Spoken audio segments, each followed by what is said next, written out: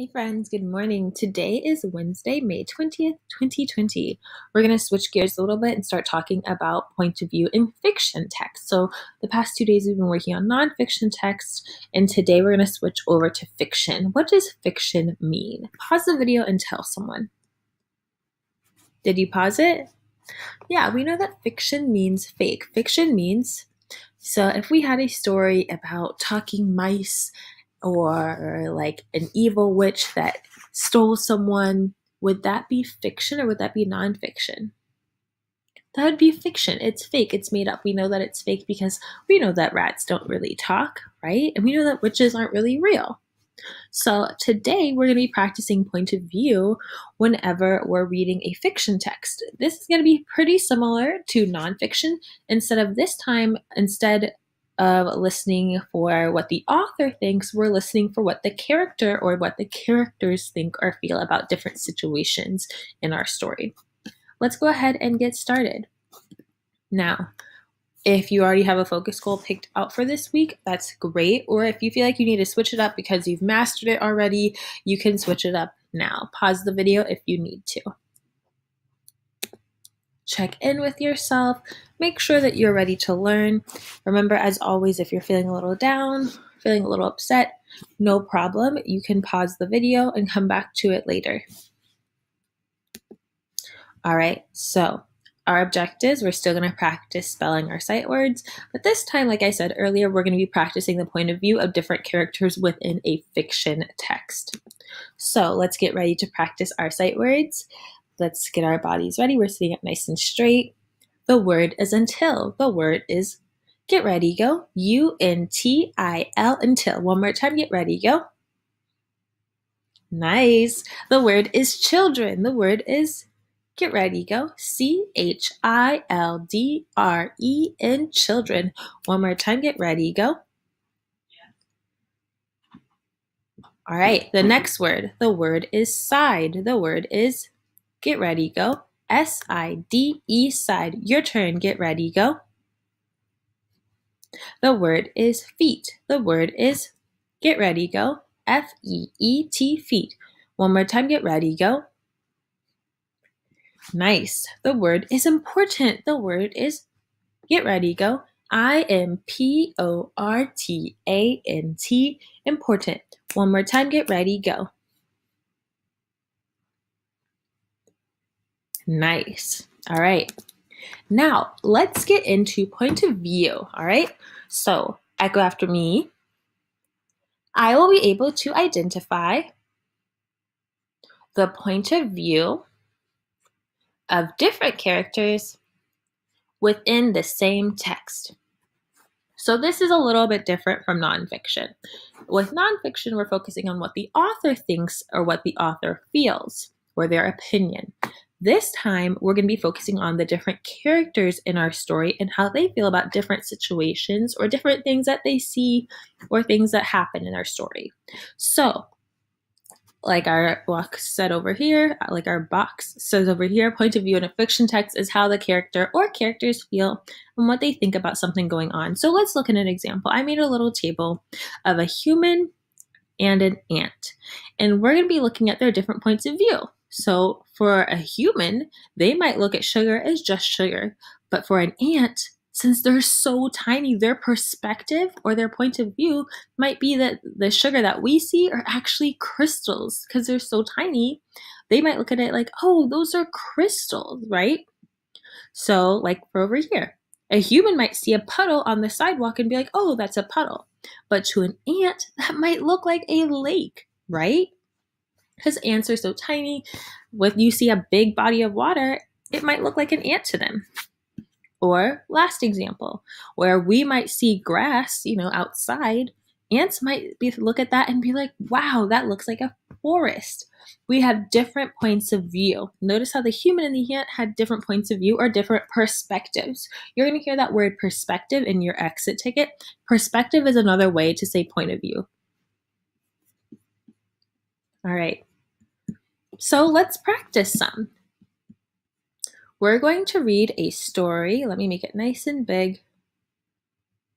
We're going to read a story called Belling the Cat. You're going to read the first page, and then I'm going to read the first page.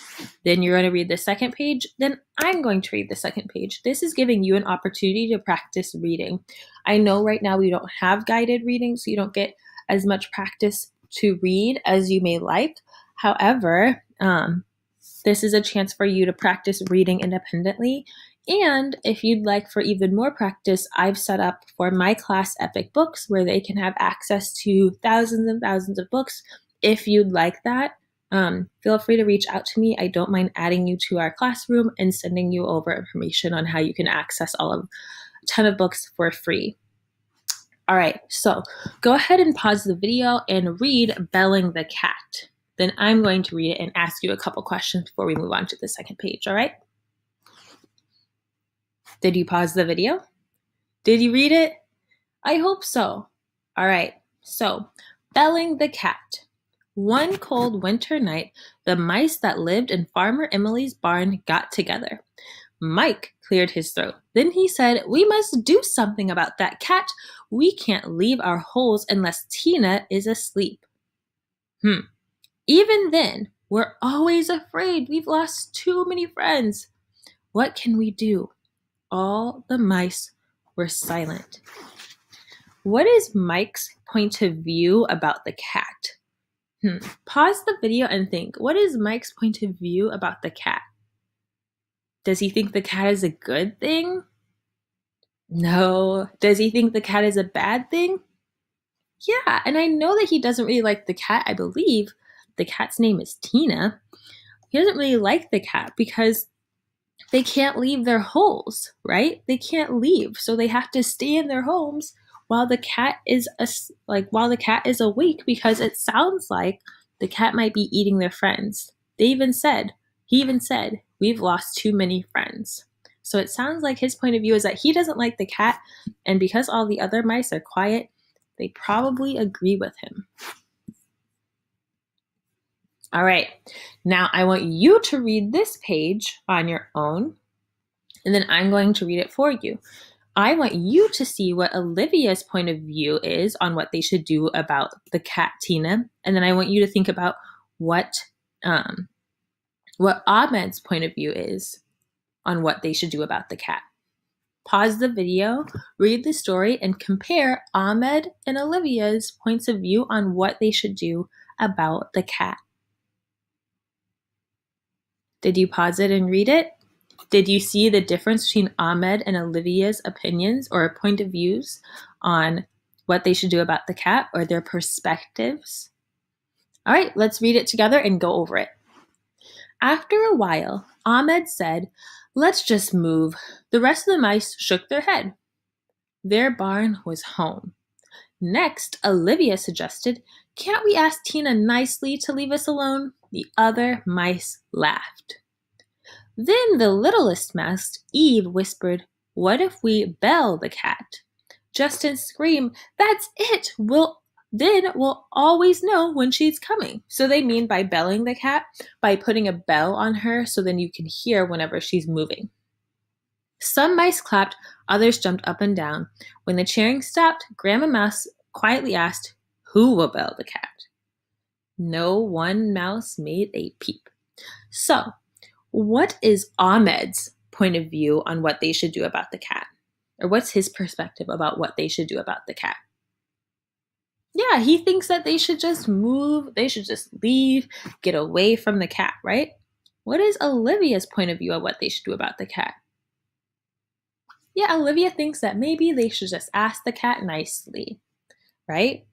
We see that two different characters can have a different point of view on the same problem. So even though they all have the same problem, the cat is eating all their friends and they can't leave their house because of it, they have different perspectives or different points of view on what they can do. So like I said, Ahmed thinks that they should move, and Olivia thinks they should ask the mice to leave. It seems like they came up with a different solution altogether, but notice how different characters in the same story can have different points of view about the same problem or the same thing going on in our story. All right, friends. So, what is point of view when we're talking about fiction text? What did we learn today? we learned that point of view when we're talking about fiction text is how our characters feel about situations that are going on in our story, how they feel about different things that are happening in our story, right? So like, for example, Ahmed and Olivia, they had different points of view. They had different perspectives about what to do about the same problem. Now, friends, we won't have guided practice today. In fact, we won't have any more guided practice for the rest of the week. It's just time for you to finish up your exit ticket. So today's secret word is chrysanthemum, like our story that we read in the beginning of the year, chrysanthemum. Chrysanthemum is one of my favorite stories. All right, have a good Wednesday. See you later, friends.